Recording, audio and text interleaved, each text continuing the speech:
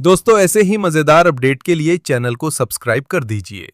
शुक्रिया सब्सक्राइब करने के लिए। राध्या और उसकी नानी अब समझ चुकी हैं कि निहारिका अकेले ये सब नहीं कर रही। असली खेल किसी और का है जो पर्दे के पीछे रहकर सबको आपस में लड़वा रहा है। इसी बीच राध्या को एक बड़ा सुराग मिलता है।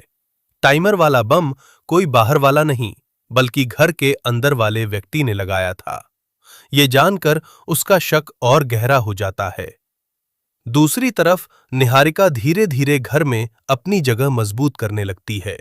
वो दादी और बाकी घरवालों के सामने खुद को सही और राध्या को गलत साबित करने में लगी है।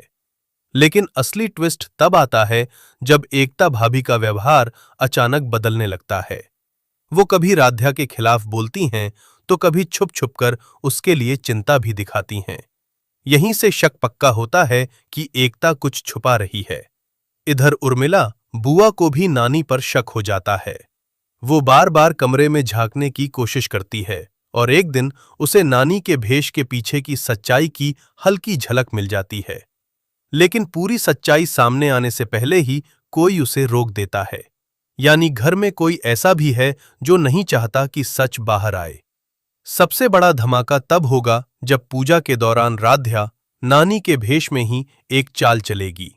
वो सबके सामने एक ऐसा सबूत रखेगी जिससे ये साबित होगा कि निहारिका ने जानबूझकर उसे मारने की साजिश रची थी।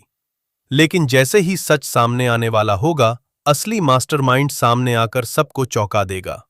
वो इंसान और कोई नहीं बल्कि घर का ही एक भरोसेमंद सदस्य होगा जिस पर किसी को शक तक नहीं था।